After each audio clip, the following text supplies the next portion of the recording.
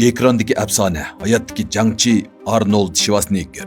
U badan güzelligi chempionligidan Hollywoodning gigant cho'lpini ekrandagi oxirlashtiruvchiga aylangan. Ondan shuhrat tojini bir chetga qayirib qo'yib, siyosiy sahnaga qadam qo'ygan afsonaviy shaxs. U o'zini tutib olishni yiqilg'u, g'oyani motor qilib, po'latdek irodasi bilan hayotdagi har bir tanlashda ching turib olg'a intildi.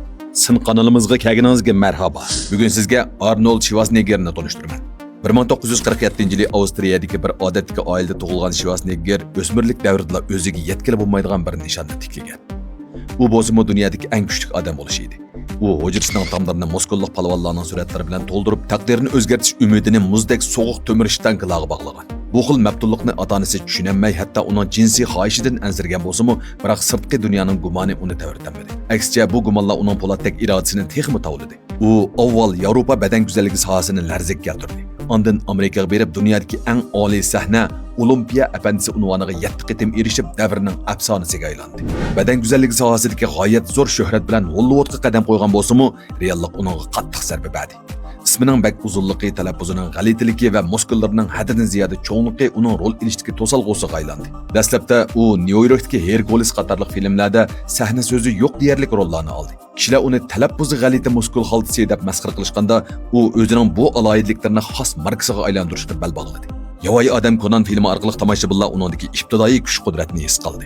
Kishilar uning kinochilik yo'li mushuning bilan cheklandi deb qaraganda, rejissor James Cameron oxirlashtiruvchi filmining ssenariysini elib uni izlab keldi.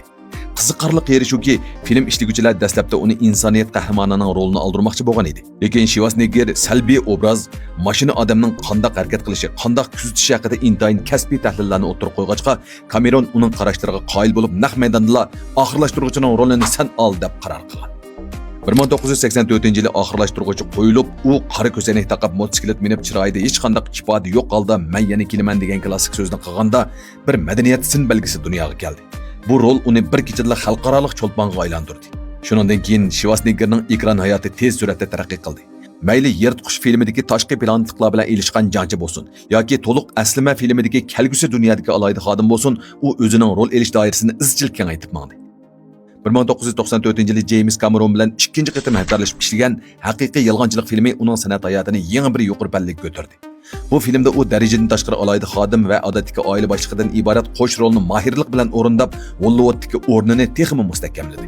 Biroq Schwarzenegger yana bir qitim kishilarni hayron qoldirib, nazarini siyosiy sahnaga qaratdi. 2003-yili Kaliforniya shtati iqtisodiy krizisga duch kelganda, u qat'iylik bilan shtat boshlig'i saylovga qatnashadiganligini e'lon qildi. U o'zining zo'r ta'sir kuchi va samimiyligi bilan saylovchilarning ishonchiga erishib, muvaffaqiyatli holda shtat boshlig'i bo'lib saylandi va qayta saylanib vazifa o'tadi. U vazifa o'tash mezgilida muhit asrash va klimat o'zgarishiga taqobil turish jihatida ko'rinarli natijalarni yaratdi. 2011-yili siyosiy hayotini oxirlashtirib, qaytadan Hollywoodga qaytgan Schwarzeneggerni dunyo yanada qizg'in qarshi oldi. U pidoylar atirti yurishlik filmlarda Stallone qatorliq koni sabdoshlari bilan mo'rini mo'riktirib jang qilib, bir avlod kishilarning yoshlik aslimasini yashnatdi. Qichish plani filmida bo'lsa, yanada kuch-qudratga to'lgan jalbkorligini namoyon qildi.